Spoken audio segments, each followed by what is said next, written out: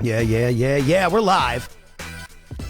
Happy Live Monday, everywhere. Pat. Live everywhere. It is Marketing Monday. Ladies and gentlemen, if you're new, it's the Social Authority Show with Pat Hilton. I'm joined by my guest, Zach Hoffman. And every Monday, we do Marketing Monday, where we go over what's happening online, what's happening in the world, and how we can use what other people are doing successfully to help our business, our personal brands, and help our marketing get more eyeballs. And so if you're here with us, welcome. If you're watching the replay, welcome. And you can subscribe to the show, Social Authority with Pat Hilton on Spotify. And if you type in Zach Hoffman on Spotify, he is labeled in the title of all these episodes. You can subscribe, follow, all of that. Zach got me inspired to rebrand my website. It looks a lot better. We're going to keep getting it better, though. I'm going to make it more fancy like Zach. But why is it so important? This goes right back into what you were talking about. Why is it so important to make sure that you have a website with a clear call to action, a clear showcase of what you do, and that you actually keep it updated? I'm great at social media, but when we went and we looked at my personal website, not the company one, but the personal, it looked horrible the other day. It looks a lot better now. Why is it important for me to make sure that that looks better and better and better every week?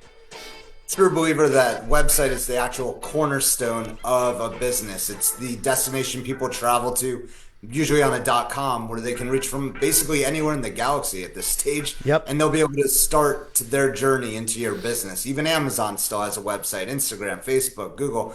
They all have websites. They have many websites and properties out there. So, you can do everything on social media, but if you don't have a strong cornerstone for people to fall back to, it's, leads to more questions by consumers than actual, engagement. No, I totally agree. And so I went and I made sure that I updated that. And this is why it's so important to have these conversations, folks, because you could be great at 9 out of 10 things, but if someone comes into your ecosystem and they're looking for you to have the one thing you don't have, and you lose the gig, or you lose the opportunity, or you lose the potential client. And so, we even talk about it. Yeah, from your perspective, I mean, you've been on the biggest stages in the game when it comes to influencers. I say, hey, Pat, you want to control your destiny a bit more and control your authority, your pricing. You justify yourself in the marketplace. You have to upgrade that website, because that's going to be where they reference when they're looking at, you compared to somebody else. Right. That's why it's that much more important. And websites, you can redo them every, we tell people they age out right now about every 16 months to 2 years. But you can have a website that lasts a few years. Websites we design for clients end up lasting 5 to 10 years for some of them. But they always take tweaks. And, I always tell people, just because it doesn't look broken doesn't mean a quick refresh won't make it, breathe completely different. Dude, and that's exactly what I did. I went in there, I just made it a little easier to click around. The desktop features look better. And so take a look at what you're doing, folks, and think about from the outside.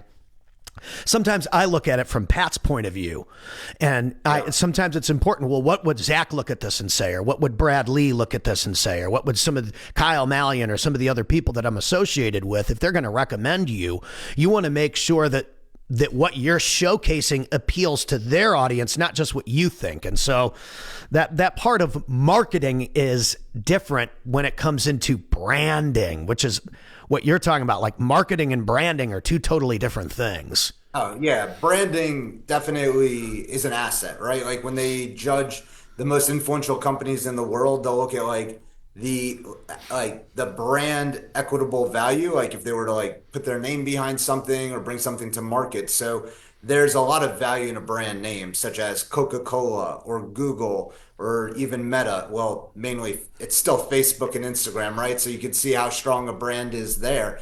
But essentially, even Ray-Ban, which they're using for Meta wearables. So brands really resonate in a lot of ways to really empower just any service offering or product offering. So once again, having that core website or that core digital asset property aligned with your brand is critical to drawing in value. And when you talk referral sources, if you don't have a great website, why are they going to refer you? It just makes them look potentially bad. So it's critical from that aspect as well. Absolutely. And I always say you should probably have what do you think about a video on the landing page? Do you think that's smart? I put one just because, but Yeah, videos are important, but at the same time, you have to be cautious of like the bandwidth of the user as well. If you're going to utilize a video, potentially, you might want to utilize Vimeo to host it. So like when they watch a YouTube video, typically goes into related videos, which take them out of your engagement. But if you load a video in Vimeo, which is a pay for a service under $10 a month, essentially they'll stay within your ecosystem. yeah, I used So Wistia. I used Wistia. not too familiar with it, but It's kind of like yeah. it's Vimeo-ish. Yeah, yeah. It doesn't bounce you to the latest, I don't know, acoustic song by whoever. Videos are great, man. You know what I Videos mean? are great. But yeah, I love it, dude. Let's pop into the hopper and see what we got on the engagement list here. What do we got? Yeah, so there's a lot of big topics right now, especially with the big game coming up. You know, the NFL only allows us to call it the big game. We'll talk about that towards the end because we, try to avoid it, but we just had to talk about the games, the AFC Championship in particular this weekend. But we're looking at podcast categories because we're going to do a ranking on podcasts and I'll just take a dive at how many categories are actually grading them by. Look back at the Trump inauguration. Some of the notables in the room. The question is, were they AI based? Were they influencers, or were they the communication kings? There's a lot of different people in the room. Then when we're looking at an analysis, we drew up an analysis a few years back, and I actually rehashed it to just refresh the data. And how much has changed in only 5 years? A few years, it's mind-boggling, mind-blowing. It didn't even take like a decade to see a complete shift, which is why we're always encouraging people to just get started today. But we'll talk a little bit about that as to like how much the tides have changed in just such a short period of time. But to just dive into podcast categories, when looking at who the top podcasters are in the world, little known to myself, I found that it was a deeper journey to actually decide what even category you wanted to look at for authority when it comes to a podcast, or what podcast is the leader in the spaces. So if you look at Apple Music's top charts of 2024, they had top shows, top new shows, top series, top episodes, top shared shows, most followed shows, top subscriber shows, and then the top channels being the production studios like Wondery or iHeart Podcast. So literally 8 different categories of how they are ranking podcasts. And that just, begs for more insight, deeper dives. How do you even want to peel it back? And that's just such a wide open market for so many, entertainers or content producers to join in the journey and tell their stories and be able to communicate with the public at a greater good. Yeah, I think that podcasting moving forward is going to be something that we see taking over. We've got a lot of inquiries about podcasts because people see this show. They say, hey, how can I do a podcast? It's an easier way for me to get my clips. It's an easier way to do this. It's an easier way to stay consistent. I mean, listen, I tell everybody you need to be posting daily on social media. Really, that is the bare minimum. So I saw a video from Brian Mark. I've brought Brian Mark up a couple times on here because I think he's a great content creator. And it's clearly translating into his business because he keeps generating more revenue because he keeps getting better at talking on camera. And he said he's posting 6 reels per day, 7 days a week. I have a video. Maybe I'll download it and I'll bring it onto the show next time. But where he says exactly like it's 2 of these, it's 2 of these, it's 2 of these, it's every single day. Some of it's case studies, some of it's results, some of it is value, some of it is info, 6 times a day. So if you're only posting once a week, you're never even going to be seen compared to someone like Brian Mark. The guy is just going to absolutely waste you. And so you have to think about the fact that if you are quiet on social media, you're essentially quiet in the marketplace because there's going to be competitor over the next few years that's going to get a content strategy and a social marketing plan and implement it into their pages. And if those people are what everyone is seeing every day, no matter how good you are, that person's going to get the sales. Well, the strategy that you have today is not necessarily going to be the strategy of tomorrow, which is just why it's so important to start. I sent you a podcast late last night that I was listening to on modern wisdom. I'll read the title. He's on episode 894. Okay.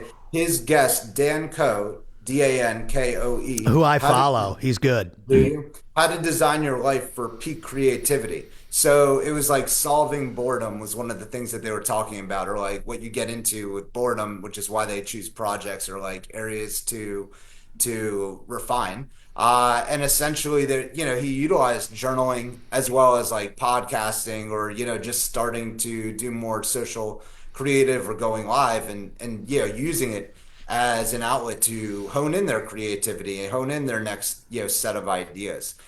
So it was very interesting dialogue and it's pretty cool. If you listen to a podcast or like Modern Wisdom, for example, I said episode 894. If you start at episode 1 and listen to the journey or even go from 1 to like episode 150, just to hear the difference in like just how he flows with the show, the questions he asks, it really opens up the mind as to like how much opportunity there is to just keep refining your art and skill at doing such a thing. But like I said, when judging like the top podcasts right now, in the country or in the world, it's a loaded landscape, man. It's not a easy analysis because there's just so many data points that are being looked at. It's such a broad category right now. And the other thing I've learned, especially coming from the music business and the entertainment industry first, music business, I guess, second, because it's like the people who get into the music business, well, those are people that sign record deals. So now they have a company that is in charge of their music catalog. All a label deal is you're borrowing money to put out an album and you're hoping that that album sells enough to cover the money that they gave you. And if you don't cover the money that they give you one of these and they go and they find somebody else. And usually, and this is the sad reality, a lot of the people that you look at and you say these people are rock and roll stars or these people are pop stars or whatever, they're not making the money that you think that they're making. And even if they do hit a spike where they make a lot of money at one point, well, the tough thing about being cool or being on top is you have to sustain that. And the most difficult part of being a breakthrough in anything, especially an artist or an entertainer, is it is very, very, very hard to sustain and stay at the top. Oh, it's the difference of a pop star versus a rock star. It's always totally of music. Mm-hmm. Whoever takes that money parlays it into a management team and just takes it to a whole nother level. I mean, there's definitely just a short list of people who've done it very, very successfully. Mm-hmm. And I think that the business savvy people realize, hey, my window of this whole music thing that people love is going to be slim. I need to get people around me to, like you said, to kind of utilize this inbound to create something that is sustainable when this dies or when this slows down. And you notice a lot of those old rock and rollers, they're still traveling around the country selling tickets to shows. God bless them. But I don't know that they're making the kind of money that people think that they do or thought that they were making in the first place. Because a lot of the music business, a lot of that is an illusion. We're creating this illusion for you to believe that it's bigger than it really is. And that's marketing. That's marketing and branding. Hey, the reality is, though, they love what they do. They get to enjoy it. They Totally. get to go out there and perform. And Totally. It's so awesome. And they get to use their brand and their power to launch other things. I mean, if you look at some of the beverage, drinks, the tequila sales, like George Clooney in particular. I mean, we all know George Clooney's been very successful in the movies, but he didn't stop and, started his own tequila brand and had a major exit and made more money doing that than any movie I think he'd ever done. Right. 50 Cent. We've talked about 50 Cent and vitamin water. We've talked about Dr. Dre and the headphones deal. He made way more money off headphones than he ever did producing music. And gosh, I mean, the guy's one of the best music producers, most successful music producers ever. Yeah.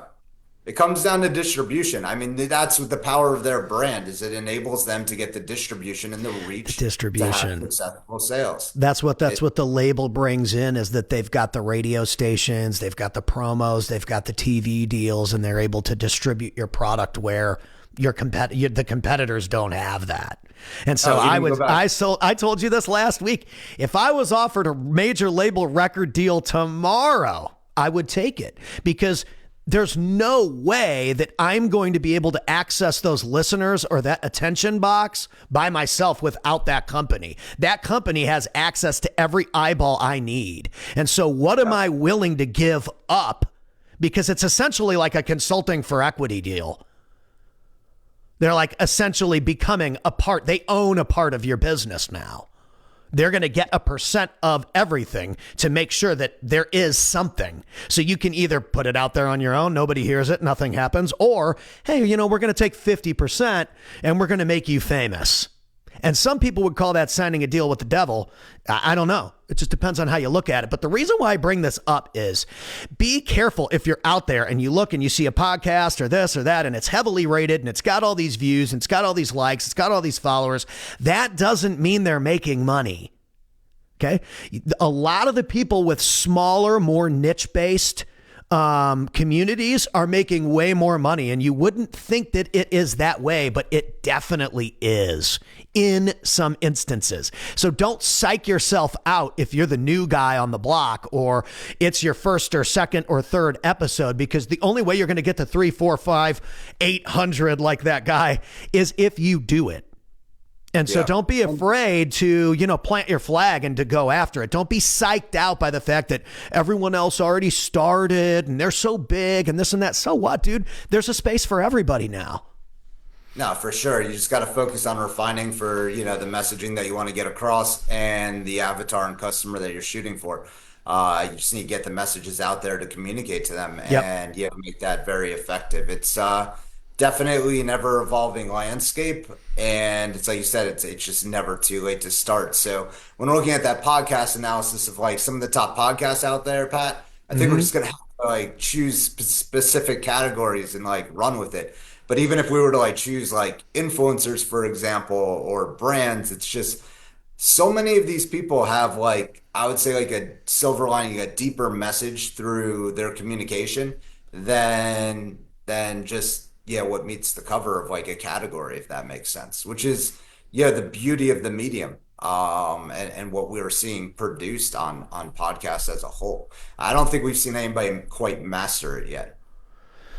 So. Yeah, I think that when it comes to podcasting, it's new. And so I think that this is just like anything else. Like, and I always take it back to what I know, like rock and roll as we knew it going into the late 80s was like a lot of guitar playing, and like it was like heavy metal and glam rock was the big thing. And then, we talked about this the other day because I've researched it because we're looking for guitar tones for how we're going to record our electric guitars. Dude, once Nirvana came out and they were this like angry smash on power chords, and this brand and style was completely different than I've got all the money, I've got all the girls, I've got all the cars, we're living life, we got hairspray, and this other guy shows up on MTV and he's like, dude, I don't have anything and I'm kind of pissed off. And everyone was like, yeah, I'm pissed off too.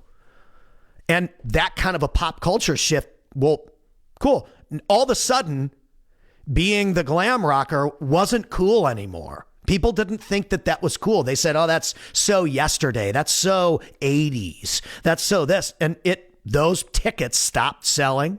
Those bands stopped being as popular. And the new thing, the Pearl Jams, the Alice in Chains, the Soundgardens, the Nirvanas took over the airwaves. Stone Temple Pilots, they took over the airwaves. And that old guy rock wasn't cool anymore. That's going to happen in podcasting over the next 4 years. The people that are the business people of the past, the business gurus of the past, are going to become old, boring, not fresh. And the new age of people that are coming into the game that are finally starting to make some cash and get some deals and get some clients, those people are going to start to control the narrative because they're actually the voices of the people. The people get to decide what's cool, not anyone else. Oh yeah, it's just yeah, we hit a chord when we started talking about how there's no lockdown distribution of news and media information anymore. That's essentially, yeah, there's a lot of publishers, content creators that are taking, news to the stream themselves, and whether Mm-hmm. it's validated or agendized, like it's totally up to the producer and the people that are following them to carry the message. So, it's hyper evolved. Essentially, podcast category, it's going to be here to stay for a bit. I would say Joe Rogan is literally probably the master of the time right now. Oh If you yeah. look at his track record resume of like his timeline to coming up, I mean, the guy, we remember him from Fear Factor, I believe, on NBC, to Mm-hmm. the UFC fights, into parlaying into the world's largest podcast, interviewing the world's most influential people of our time It's today. amazing. So it's just going to continue to parlay, and it's going to get great. It's going to continue to evolve. It's going to Well, be. the fact that that's even possible is incredible. And number two, I think this is the most important thing I noticed is those people come to him. Mhm. He doesn't have to go anywhere. Those people come to him. He is attracting those conversations. He is attracting those conversions. He is attracting those connections. That is exactly what we teach on the show. The outbound value, the free value, the free single on the radio gets you to buy the record. The Yeah. free download from Gary Vee gets you on the text message list or the email list. The free this, the free that. How much free stuff is Alex Hormozy dropping? Holy cow, the guy's unbelievable. And it's no wonder that people are going to him in Vegas, spending, I think it's 5K for a couple days to be in that room, which I don't think is that high to work with Alex and Layla Hormozy. 5K for a workshop for a couple days. That's not bad. Apparently, I believe, if you partake in School, which is their education platform, social platform for, membership Uh-huh. community, joint, like, making those, getting them to the next level. I believe you can actually even like win a trip out there too. But yeah, there's people building huge communities on School, to Amazing. build mastermind groups and, take their businesses to the next level as they train people to be just as successful as they've been. That's great. So it's And that very. is going to continue to get people to come in. And it's going to continue to get people to partner with them. So now they're attracting whoever they want to consult or acquire. So they're just like they're like their own label.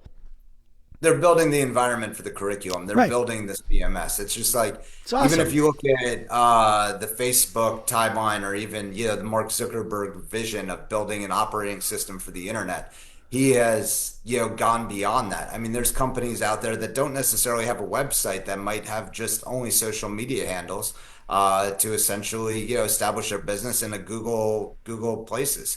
So it's pretty interesting as to the frequency as to social media, how often it gets posted and updated versus a website. They're winning in a lot of ways from a content perspective when it comes to the social handle, and making it easy for people to contribute content and data all through this phone. We talked about why they went vertical on videos versus horizontal. It's because most people are watching their phones or utilizing their phones this way, and they know that through analytics. They know how people are viewing things. Right. Right. Yeah, it's awesome, dude. I think that there's just dude, there's it's crazy. And the tools that we have, like I'm using something right now. I'm on a thing called DistroKid that we're going to use for the release of the new music. And dude, it's like $30 a year. I can release as many songs as I want on Spotify, Apple Music, anything with DistroKid for like $40 a year. If you're an artist or a rapper or a singer-songwriter or a whatever, and you want to come out with your own music that shows up on Spotify, you can do it for like $40 a year. That's There's pretty awesome. literally no reason why somebody shouldn't be pursuing being an artist or a streamer or a gamer or a business person or a marketing agency or a media agency or whatever. There's just no reason why you shouldn't be going after it, because the tools now are readily available to the average Joe, and they weren't before. Oh, for sure. Yeah, it's We used the to have to walls keep make coming down. CDs. We used to have to like print CDs and then go to we'd have to like order it, and then it would like show up at the store, and then we would get the CDs, and we had to sell the CDs for $10 in high school to people. Like, dude, what if people could have just clicked on our song on their phone? Bro, we would have been rock stars. Hey man, the reality is a lot of brands and people out there ask like, what moats can they be developing around their business? The moats have evolved, and they're really coming down right now to branding and content creation. Those Yep. are like the definitive moats to establishing a business go forward and 2025 and beyond. Taking all this into account, I know we went a little off there on the podcast category topic. It's exciting. Yeah, it is exciting. But even more exciting, in just this month, January 2025. So we had the Trump inauguration, and there are a lot of notables in the room. As we were looking at analyzing who was in the room and why. There's like, I would say, a few big categories. There was AI influencers, there was the way we communicate, and then there was influencers in general from a social media perspective. But the notables in the room, I mean, look, you had Mark Zuckerberg, you had Jeff Bezos, you had Musk, you had the Google CEO, you had CEO of TikTok, you had Joe Rogan, Tyson, you had the Paul brothers. It's just like it goes on and on. Conor McGregor was there. I mean, the list just continued on. But the more I was looking at it, it was, I think, a flex to the world that the U.S. has a lot of the control over AI. We had a lot of we had Sam Altman in the room. We had the forethinkers, I would just say the icons of artificial intelligence and AI and where we're going, even space travel. They were all in that room. And when you look at those guys, it's like, they control a lot of the ways we communicate via Facebook, Instagram, WhatsApp, and even Gmail, and the way our information travels. But more importantly, their reach into artificial intelligence and then into infinity and beyond is just it can't be ignored. It's crazy. And access. We kind of talked about this the other day too. MTV was famous for having access to award shows and backstage, and they had their own concerts at these venues and their own unplugged albums they would release with these famous artists and all this and other thing. And now that has all dissolved and disintegrated because the access is free. I can go on Ariana Grande or Taylor Swift or whoever the new famous person is that's coming through Dallas, whatever, if it's Metallica or whoever it is, and I can go and I can watch their Instagram story, and I can see them setting up the show, and I can see James Hetfield putting his guitar on to get ready to hit the stage, and Taylor Swift's changing her outfits or whatever it is. I don't need MTV anymore, and that's part of the reason why I don't even know what happened to MTV. I don't know either. I think they still have Video Music Awards, but even when you're talking access, we were talking about the evolution of the White House press room and are going to be allowed in there essentially to ask questions to people within the White House, which is incredible. That never before has that been done. I mean, those access cards have been reserved for the main media networks, main newspapers, and I think there's an acknowledgement from White House and other key influencers that operate the United States that it's important that they have a voice in the room and that they have access to ask questions to the president and the press secretary and everybody around him. So I think it's going to be, very interesting when you're talking access. It's the access in information since the golden era of the internet is coming. It's forever changed everything. It's amazing, and I think that it has opened up. It has opened up the doors for anyone to win. It just has. And so you have to look at that and you have to think, okay, well, how am I going to put my wheel in the machine of these systems? So, for me, I realized you could write and self-publish a book on your own. So I did that. I went through the whole process. We got a #1 book on Amazon. Now we're going to completely self-publish an album. And back when I did The first record, which was way, way, way too late in my life. I think I was like 35. Probably we had other albums, but not as good as the one that's on Spotify that you can listen from me. But now that it's 2025, me and the guys that I'm recording with, we're way, way, way, way better now. But for music, podcasting, and being a video star on the internet, because they're two kind of three things that are the same but different. The process for recording, coming out with a free product and giving it to the marketplace, that album and that book are literally it's just content now. It's just an example of what you get when you work with someone like Pat Hilton. This guy's a pro. He writes songs. He can publish a book. He comes out with daily videos. He's got his own show. It's this and that.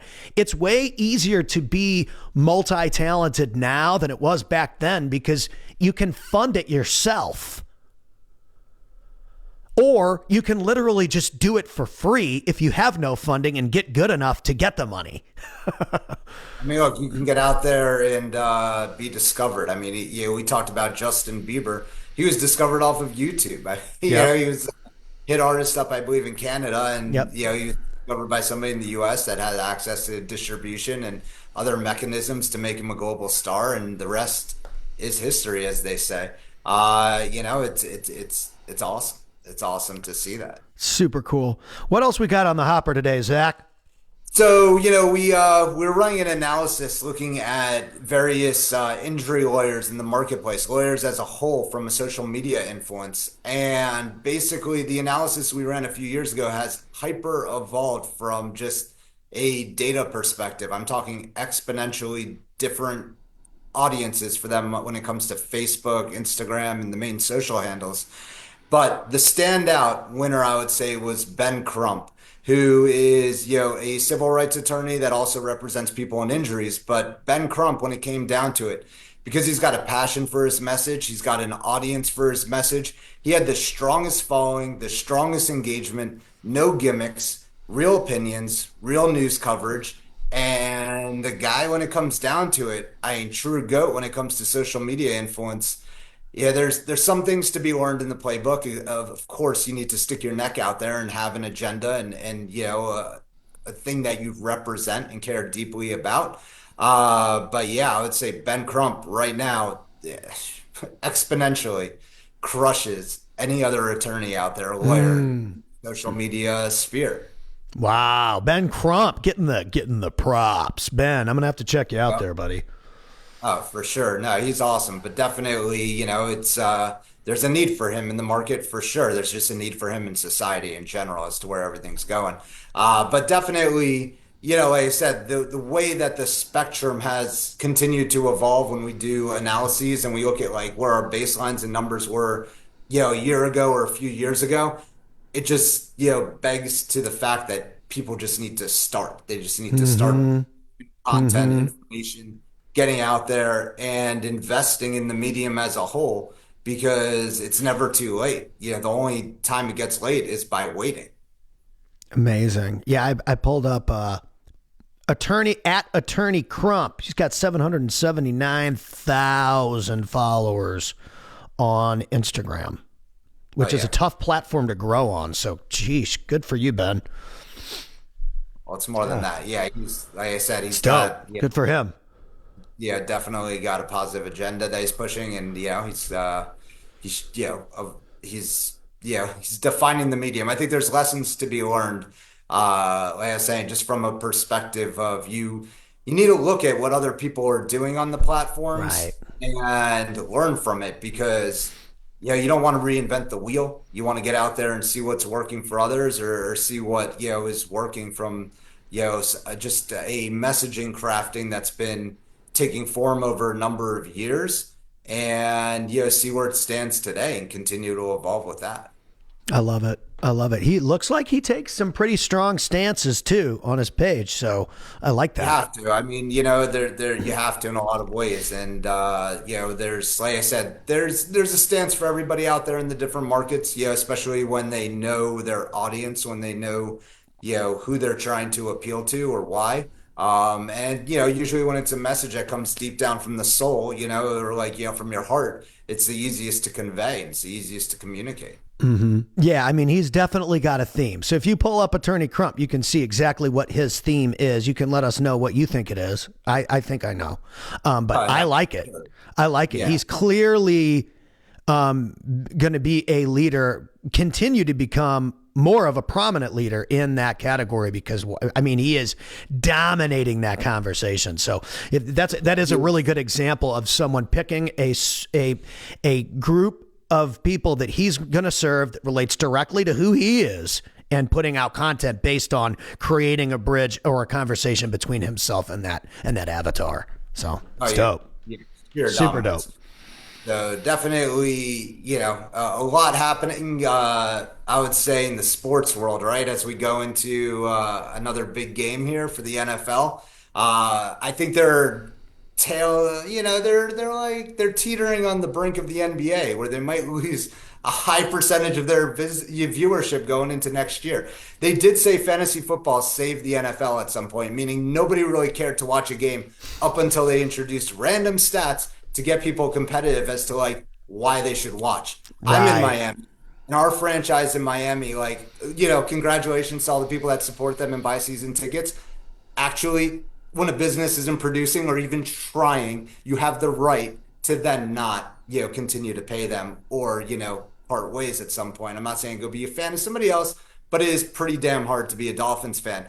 And to watch the way that the NFL is basically crumbling to the it's like a Pat Mahomes, Taylor Swift agenda. Like, I just don't even get it. Like, there's so many replays of the game. I love that you brought this up because I never, ever, ever watch football ever. We were talking about this before. There's a reason, folks. It's not that I don't love football or I don't love the NFL or I didn't grow up watching Joe Montana and Jerry Rice and Neon Dion and Barry Sanders. I love football. You gotta love Dion. Dion's another guy with great social media message. He's great. I love Dion. I've loved him as a kid, and what he's grown into as an adult. He is a leader and influencer.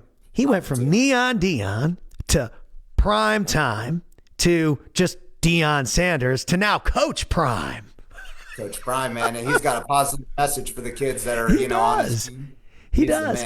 And so, as a St. Louis football person, before I was even born, the St. Louis Cardinals left and went to Arizona, and then as I was growing up, we got the LA Rams, came to St. Louis, and they were really, really great for a few years, won the Super Bowl, got beat by Tom Brady, and then Kurt Warner left, wasn't able to pull off a second Super Bowl. We rooted for him. He played for Arizona, now that I think about it, I think.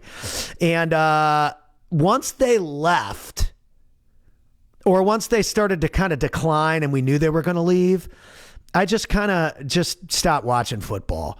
And now with the Kansas City Chiefs, I mean, if you're a St. Louis football fan, I mean, it's very difficult for me to root for the Kansas City Chiefs. It's like blasphemy, Yeah, well, it just kind of is. It's like Houston fans don't cheer for Dallas. Yeah, I get it. Look, the hits are real, the injuries are real, and I have a high respect for the athletes in the game itself. But if you look at the script they're playing, like, it's literally down WWF. It's as if Vince McMahon's in their front office right now, like, calling the shots of, like, what should be done to, like, really rig the game. It's absolute, as a fan that's, like, teetering on, like, I could care less, but I'll probably watch the Super Bowl because I love marketing and advertising, so I'll want to see some commercials. I always watch the Super Bowl. It's such a pitfall to an organization that, like, your iconic game or your iconic, like, literally milestone event is being watched so people can watch advertisements and commercials. I get it. That's what you sell. But, like, you are, like, literally dwindling on authenticity and connection to your key markets and your audiences.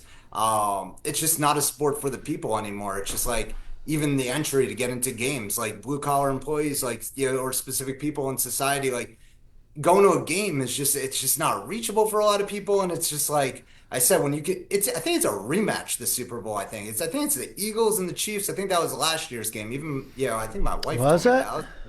Yeah, it's a rematch of all things. So it's like, Eagles versus Man, Chiefs. it's just, you watch that game, it's technology, computers, like, overturning calls, like it should be a thing. Like Yeah, we it have is. It's a rematch of Super Bowl LV2, whatever that is, which the Chiefs won 38-35. Yep. And they're Yep. looking for a three-peat, the first three-peat in Super Bowl history. Yeah, no, I'm not really buying it because I'll say the 2020 Super Bowl when the Chiefs first won it when they were playing the 49ers was the event game that I watched where I was like, this the refs are absolutely like out of their minds for the I calls gotta that say, I've never seen anything more blatant than a clip right before I came on with you, because people complain about the NFL on my news feed all the time. I mean, my client avatar is generally grown men, right? Like I don't know that there's a ton of women that watch Pat Hilton. I don't blame you ladies either. We still love you. But male business owners, I mean, that's kind of who we appeal to. But I saw a clip of, and we can maybe even grab the clip, that there's one ref coming down from the top of the screen, which was the Chiefs sideline. And then there's another ref coming to the ball from the bottom of the screen. And this ref is like way over here where it wouldn't be a first down. And then the other ref is way over here where it would be a first down. And so they're like coming up onto the field. And then I guess they eventually go with the guy that was at the Chiefs. It's no wonder why people think it's rigged. It looks rigged. Every single week that someone posts on a Monday, this is BS, this is BS, this is BS, this is BS. None of this is a coincidence. The refs used to do this stuff for Tom Brady too. Yeah, it's just that Tom Brady was so good that it was a little bit harder to argue with. Mahomes is good, but this has gotten to a point where even someone who doesn't even watch football, I've always thought it was rigged. I've always thought since the old days. It's hitting a whole new level. Look, they're going to get their biggest challenge when the LA Olympics happen. There's going to be flag football is going to be introduced to the public. I think you're going to see a lot of NFL players as well as everyday flag football players competing against one another. And they're saying that could be the big breaking point for the NFL, where, essentially what is right now a declining viewership is going to potentially rapidly decline. And we will see a new introduction into this space, which could be flag football, which, for safety reasons and many reasons, there's a lot of reasons, people will be watching. I think the NFL does have their hands in it. But at the same time, look, it's the American gladiator game. But, I was also thinking about this going into our discussion and just, exploring for ideas and topics like, Dana White, the founder of UFC. UFC might be the only real authentic sport we potentially have, and that new slaps thing that he has going. But there's definitely, there's a gap in sports when you're looking for reality plays of authenticity. I think that's what the viewers want, and the NFL is losing it, and they're losing it fast. And you know what it is? It's the trust of the fan. You can't lose the trust of your customers. And as soon as the trust is gone, it's hard for them to recapture that. So if the NFL is listening or anybody out there, please, let's not see some BS during the Super Bowl where, drop passes are called complete, first downs are called turnover on downs. It's just like, or holding. Oh, come on. Holding, automatic first down with no time left. It's like, of course that's holding. Even though he wasn't even touching him at all. Anyone with half of a brain, because I have about a half of a brain, can look at this thing and be like, this is why I don't watch. So you are literally, I love that this topic came up. You are explaining exactly why viewership has declined. People like me, we already didn't care. It has no impact on me. I like to have it on maybe in the background on Thanksgiving. We're cooking some food. You got football in the background. Uncle Greg, he normally be taking a nap or whatever, right? It brings back good memories. But it's not because I actually care about the product or about the game or about the league. As a parent, like the way that my life has evolved. Even though you look at the Thanksgiving games this year, they started them like pretty late in the afternoon. So Yeah, I like, thought you so. know, even retailers took a note as to adjusting their hours based on the American public, like having Thanksgiving earlier in the day, as well as like falling asleep earlier, adjusted all their hours. The NFL did not change their hours on those games. And then it's just, do you want your kids watching the people that they allow to even play the game? Like, there's certain rules in some of the leagues, like the NBA, MLB, Major League Baseball. It's like tolerance of what the athletes do off the field and what everybody associated with the brand is doing. They have a low card, a low totem pole for allowing players back on the field in a lot of ways, in my opinion. I mean, even the Chiefs star running back, I'm sure, he's rehabilitated himself, but yeah, there's videos of improper activity from him from a few years ago. And it's just like, yeah, those aren't the role models I want my kids watching. It's just like, sorry, like that's it. Even the Well, coach of the Kansas City Chiefs, man, like his son is guilty of the worst of crimes. Like, I don't have respect for that. It's just like, it's just not cool. So they need to do some soul searching. dude, 'Cause, I'm telling you, Facebook must be listening to you right now because I just got this meme that just showed up of them. I didn't even see this game. So they throw the ball, the guy intercepts the ball, but then like bounces up, and I guess they called it a catch for the Chiefs. yeah, that's what happened. The ball hit the ground. I'm watching the ball literally it's- hits the ground. The ball is on the ground. Let's look at the replay here, the It live was a replay. reception. It was a reception for the Chiefs. Yeah, they called it a catch for the Chiefs. Yeah, it was literally the ball hit the ground, and they put him right on the goal line. The Let's game sit, is let's complete set it right here so that the people can see. Right here, right here, right here. The ball Yeah, man. touches the freaking ground. Now, I might be an idiot, folks, but I have 20/20 vision. I can see what happened. This is why the viewership of the NFL is being obliterated. We can look at the screen and we can see what happened. That was a dead play. Yeah, Bizarre. which takes you to their legacy Deadpool of advertisers that I think spending. Yeah, I think it's probably like three and a half, It's $4 got to million be so plus much money for a commercial spot this year. for 30 seconds. Yeah, 30 seconds or Yeah. a minute. Like it's just, it's I have a feeling we'll see some interesting ads and some We always cool do. things. Yeah. I know I think Meta's going to be out there with the wearables with the new Ray-Bans. That should be cool to see what the messaging is there. I think GoDaddy's back out there with an ad. I could pull up a list real quick. Pull up a but there- list because I think that Super Bowl advertising is actually one of the highlights of NFL. Like when I was a kid, it was all about like Pepsi versus Coca-Cola. Doritos commercials were always really, really good. I remember when they first did the Cool Ranch flavor as a commercial, and we were all like, oh my God, Cool Ranch. Oh, that had never been done before. It's interesting. And then I think last year there was some AI commercial last year, right?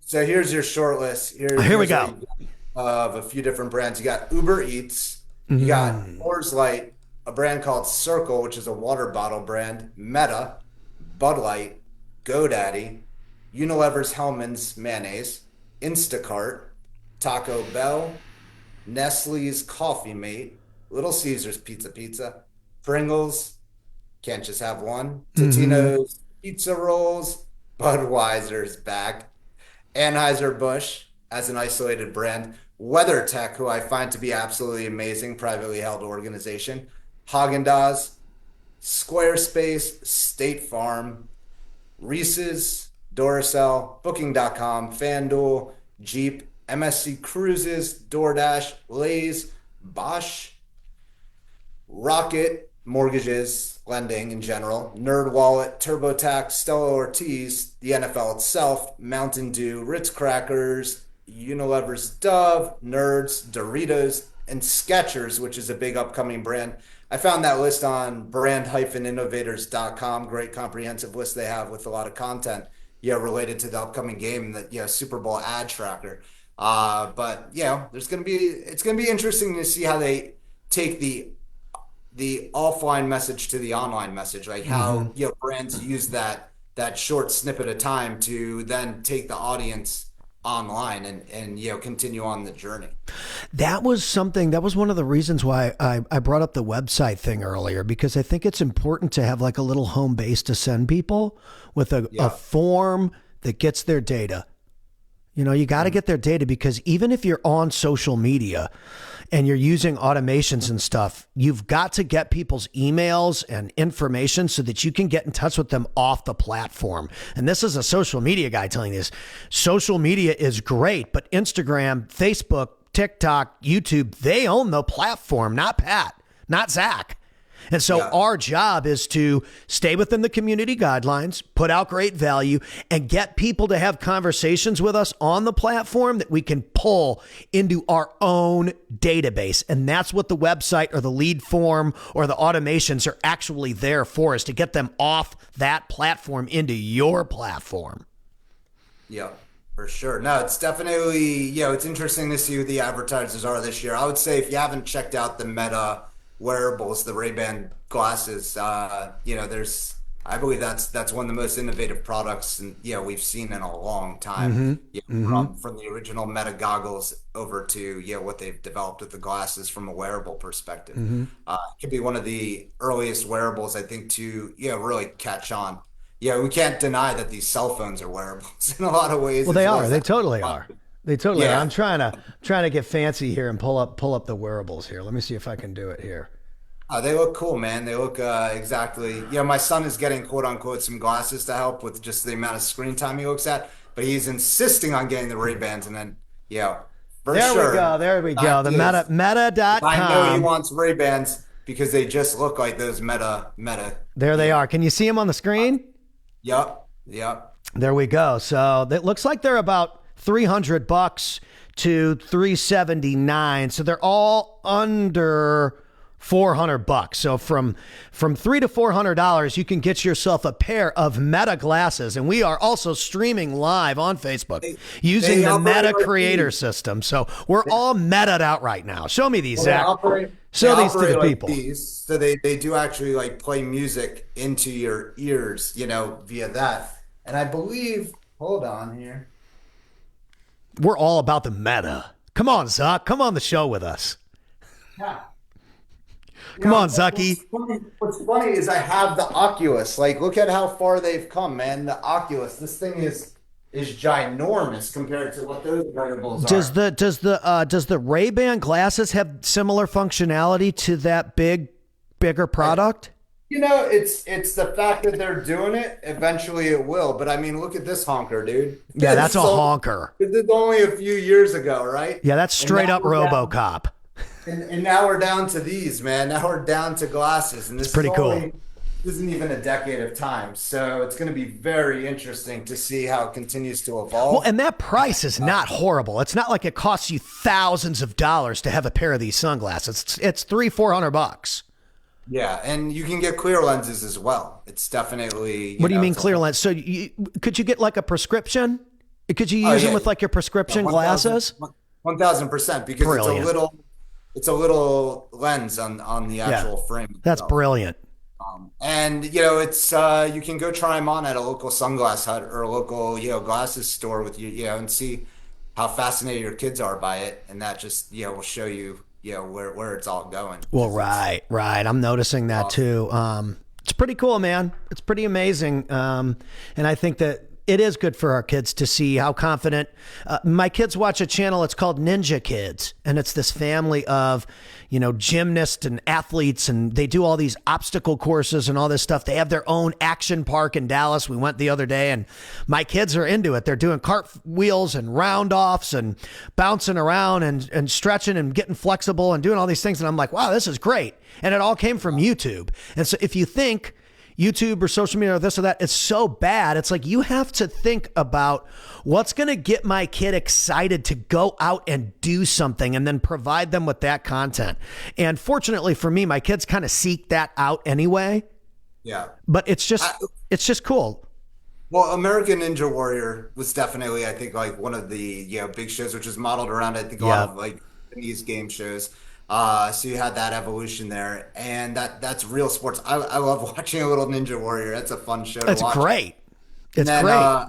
on that same tail, my kids love The Floor is Lava on Netflix. So it's Oh a yeah. very similar type of reality television of just some Yeah, I've fun. seen that one too. It's good.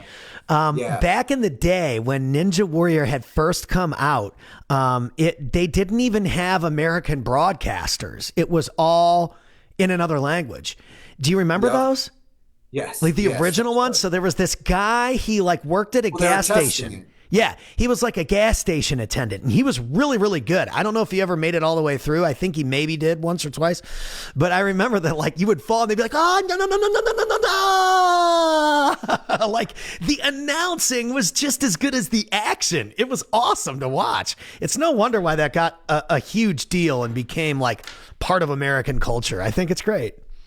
It's awesome to watch, definitely. The announcing was just so good. They need to bring whoever that announcer was. They need to bring him back because he was awesome. Oh my gosh. Awesome, dude. Well, hey, it is Marketing Monday. Ladies and gentlemen, get out there and have a great week. Promote yourself, market yourself, do what you love to do, put it out there. If you're a streamer or a gamer or a podcaster or a business person or whatever you do, the best place for people to find you is on social media. And by the way, they're going to go there anyway. So if And the you're best time to start is now. Because I mean, I'm telling you, if you're having a conversation with someone or you meet someone, the first thing that they're going to do is type your name into Facebook and Instagram to try and find you. What are they going to find when they pull it up? If you're talking on camera and you're confident, you've got streams and podcast clips and this and that, they're going to say, wow, this guy is this is the kind of confidence I want in my corner. And so consider that. Go out there, build yourself a brand, and more importantly than anything, just have fun. So, all right, Sure. Ladies and gentlemen, Zach, give him a little 1, 2, 3 here before we sign off. Yeah, thanks for joining today, and thanks, Pat. It was great here on another Marketing Monday. Have Dude. an awesome week. So awesome. Ladies and gentlemen, we'll see you on the next one. Have a great day.